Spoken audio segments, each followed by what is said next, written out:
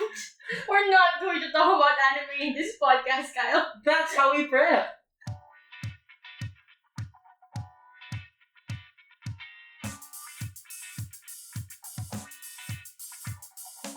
Hello everyone, welcome to another episode of Debatable with your hosts Nina and Kyle. She's Nina. He's Kyle. And in the last episode, we talked about some concepts and arguments and definitions that you could use for social movements debates. But today, we're going to be putting those concepts to the test.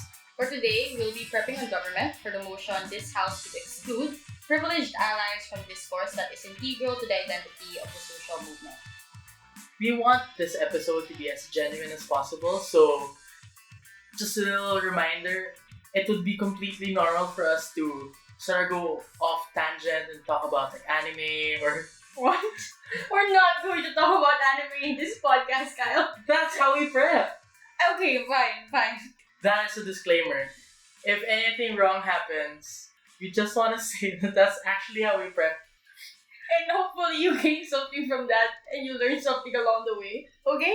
So we'll be starting prep now and we invite all of you to listen in. So Kyle. Bathroom break first. No, I'm not allowing you to do that in this podcast. Okay, first thing to do is identify the context. Yeah, I think the first context that we should look at is most movements now, they're not just isolated from a community. It's almost always collaborative. And the main principle here is that social movements have figured out that they can't get anything done if they are not inclusive of people who are not involved in their movement. So this is where allies came from. Yeah, so the second context now is to talk about the allies themselves. I would say that they often have the best intentions. Good intentions or That's best why they're intentions. allies. Yeah, that's why they're allies. So obviously we're not talking about bigots, we're not talking about people who actively antagonize the movement. Yeah, because they're necessarily excluded from the movement. Yeah, already. But we're talking about the gray area. Third context is to talk about what is an identity. So if you remember in the last episode, I discussed like the three facets of identity formation. Identifying the problem, identifying the group, and identifying a potential solution or course of action. Yeah, so we'll talk about, I guess we'll always have to talk about allies and what they do to contribute to these three discussions and why necessarily it's harmful. Yeah, but I agree. we'll save that for later in the actual chunk of it. I don't want to spend so much time on this context if we're going to bring it up in the arguments anyway. What do you mean, by the way, when we say privileged? Privileged, I actually say that all allies that are not part of the movement to some extent are privileged. I would go hard. Really? So if it was a feminist movement, but the ally is, for example, a person of color who happens to be a man, I would say he's still privileged as a man. Yeah, he still benefits from the privilege of being a man. He's disadvantaged because of his color, but that's not what he's using to help the particular. Alright. Right. So we'll talk I would about also say like economically, like socially, economically, politically privileged. I think we have to preempt why are we allowing privileged members of the social movement to speak up? We're also talking about white feminists, contribute to the discussion of minority feminists. Why are they also relevant, right? Why are allies not relevant, but 1%ers of the feminist movement relevant still? Because they're still part of them. Like, they still have, to some degree, those experiences that only women, for instance, get to experience. Okay, fair. So there's like a baseline. Yeah, so the standard, I think, is the experiential nature of being part of the movement, not as an ally, but as an actual member. Okay, so the stance is to say that as much as we value the contributions of allies, it shouldn't be in the form of helping the identity formation. Maybe they can help in the next two steps, the proliferation and the strategizing. But you have to ensure that it's the movement itself that's leading the way and not being hijacked. Whether or not this particular type of collaboration with allies is something that's beneficial or even necessary or principally consistent with the movement already. Okay. So three burdens that are mostly inherent to motions like this week. These are the three burdens we love using. So is it justified to exclude them? Why is their presence necessarily harmful? And what's the benefit of the absence of these allies? Yeah. Okay. So we're done with that. Let's go to the argument. Yeah. I think there should be two, obviously, pragmatic and principled one. So like, principally speaking, why is it justified to exclude allies in these conversations? I think that's the argument we discussed last time about necessary exclusivity. Or necessary exclusion, sorry. So why are their inputs necessarily different or wrong? I won't say that they're necessarily wrong, but I don't think that it necessarily represents the members of the movement either. Okay. There has to be some sort of like a genuine experience that comes with participating in those discussions. Okay, so the first reason would be like the degree of experience, and why I'd say also proximity to harm, because you are the most affected. Yeah. You have the most say. That's a good point, because I think opposition will bring up the point that like they have the right to participate because they're also going to be affected as allies. Yeah, but Because they're the ones who are going to have to participate in the mobilization and proliferation steps. yeah, but I they'll don't also think be that's- affected by the policies that end Yeah. up happening. But I would say that that's not a sufficient argument, because that assumes that they have the right to participate only because they're going to be affected, which begs the question, who's going to be affected more? Okay, And in this case, it's obviously the members of the movement who will be affected more. so this argument so far has two levels: the degree of harm, the quality of experience. I'd add a third one, like the disjunct as well of perception. Like since it's a performative thing as well. Yes. Like they experience and communicate with an audience entirely differently.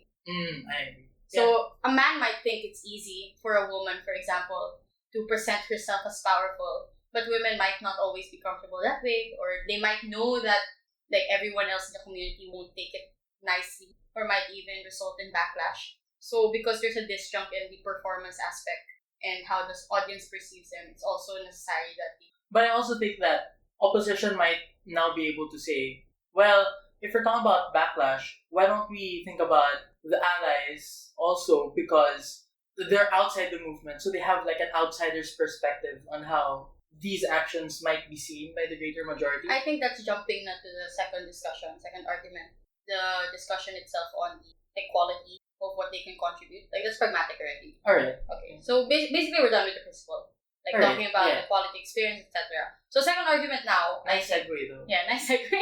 Second argument now, I think, would be, like, how does this affect identity formation? I want to discuss this personally in two levels. First level is, what's the harm of the participation of allies? And then what's the benefit of their absence? Yeah. So what's the harm? Well, I would say that the harm of having their participation is that a lot of the times they might tend to monopolize these discussions Okay. on the basis of their privilege. So this is worst case though, right? I think that's the worst case. Like they Yeah. monopoly worst case. So I'm writing things down. I guess the less severe case would be, even if they don't monopolize, they muddle discussions by introducing ideas and perceptions that might just make it harder for women to unify, or a movement to unify under one banner. What do you mean? Like, example? Like, for example, a man says that men are trash is too aggressive. Then it means that if the movement as a whole try to implore men are trash as a strategy, even some women won't agree with it, and therefore, like, collective action is harder to achieve. Well, I have two responses to that if I was up. Okay. First, isn't that an okay like discussion to have? If it was the ally who's going to bring up that discussion, isn't that still a good discussion to have? Why can't the movement come to that conclusion on their own? Like, if it really was a harm, or if there really was a problem with the strategy, I would say that the movement itself is smart enough to identify it. They don't need the help of an ally. Yeah, and that leads me to the second response. My second response is, if your argument is that it's going to muddle the discussion, isn't the fact that they can have these conversations on their own also in a way like muddling the discussion internally? But I would say that it muddles to a less degree, because an ally that's privileged necessarily has more power still in the negotiations compared to women, or compared to the movement itself. If the movement has internal discourse, I'd say that's fine, because more or less they're on equal playing field. But if a man tells you your strategy is wrong, aren't you more likely to incline to listen to him just because he's a man? I see. Okay. So I think the point of that is, even if in the worst case that we're still going to have muddled discussions, it's still principally fine. Yeah. Because at least there's an equal opportunity to engage with one another as opposed to having a privileged ally. I think opposition will definitely talk about the Taylor Swift example of white feminism. Yeah. How do you respond to that? Why is it still okay that we have very successful white women that might even tend to monopolize discussions to the detriment of like black women, for example? That I don't know.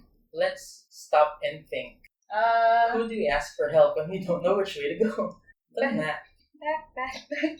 No, that's wrong. It's Wait, the map. It's the map. I'm sorry. It's the map. Okay. I'd say that people still warn these, still calling them out. But because they're still part of the movement, there's less aggression. There's more of an incentive to correct Taylor Swift's narrative, to draw them or draw her to your side, compared to if you try to correct men, because there's it's an outsider. It's mostly met with immediate opposition or immediate aggression. Oh yeah, It can I see that. I see that. So correcting one another will always happen. Yes. It's just a matter of where it's more productive. I see. Okay, Yeah, so I two agree. levels, like either they get monopoly or either discussions are muddled, and then I'll integrate a lot of the preemptions to discuss. Yeah.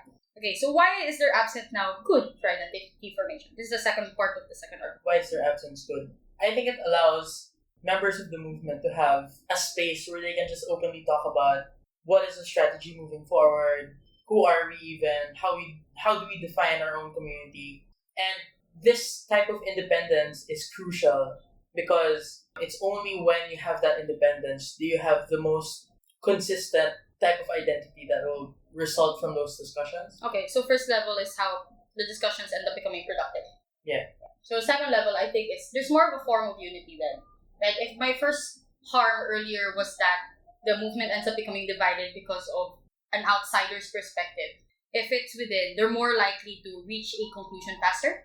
Yeah. Or reach a unity in terms of how they go forward from here. Yeah.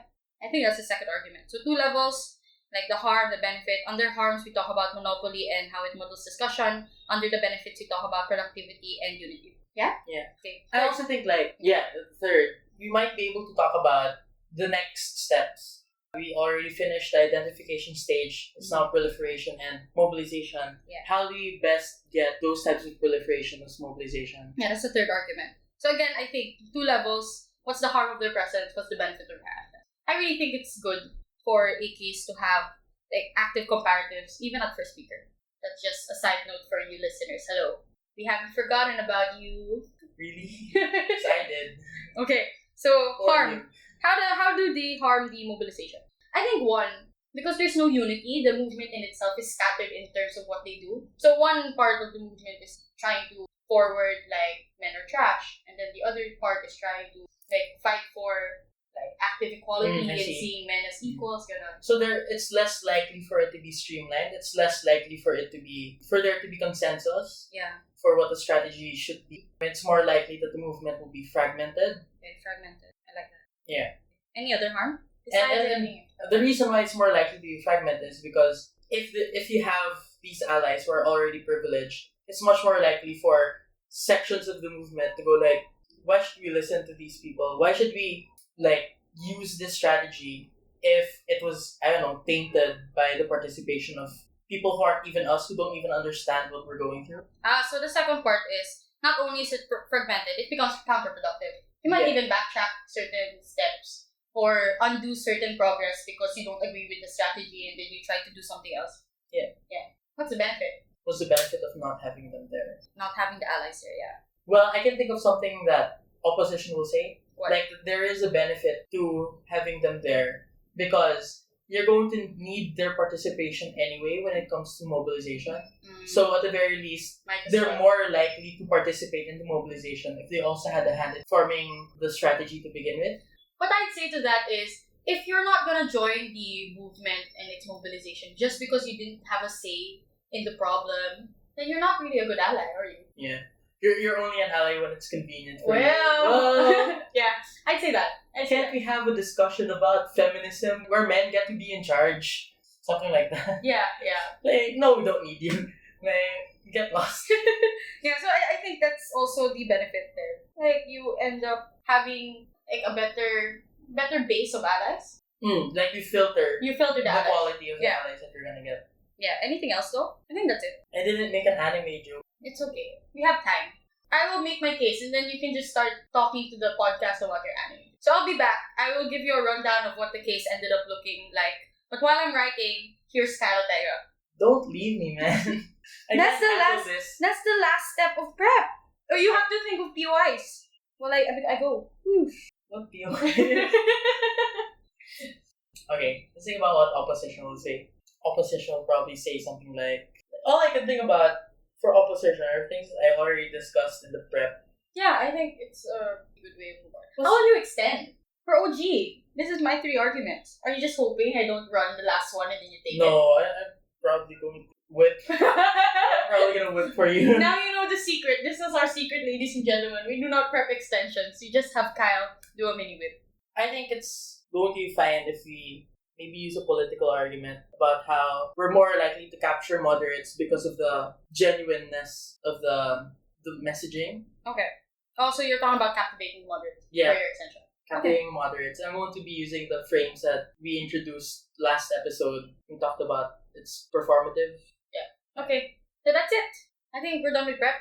So do we do a rundown? Yeah, let's do a rundown. Yeah, do it. Okay. So the first part of my speech in Prime Minister would be to talk about the context. I'll talk about how movements are collaborative in nature, but because of that collaborativeness, we have allies who may have the best intentions but do not understand the movement as a whole. And this is where I'll transition to talking about who these allies are, why are they privileged, why may they have a disjunct in their understanding. And then I'm going to talk about what identity is and how that's necessarily different from mobilization and proliferation.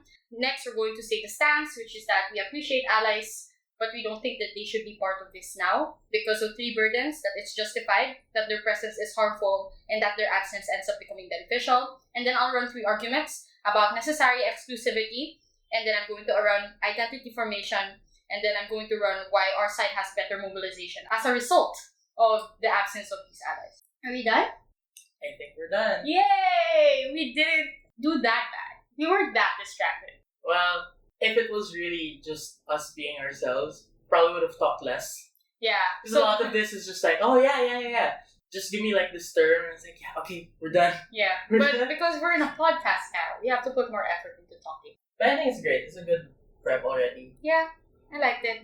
Thanks for listening to episode 3 of Debatable. We'll see you next week for episode 4. Let us know what you want to listen to. Follow us on our Twitter at podcastdbtbl. That's podcast debatable without the vowels in the word debatable. So give us your insights, give us your suggestions, and we'll see you in the next episode. Bye-bye. That's prep. You really had to add that, did you? Yes.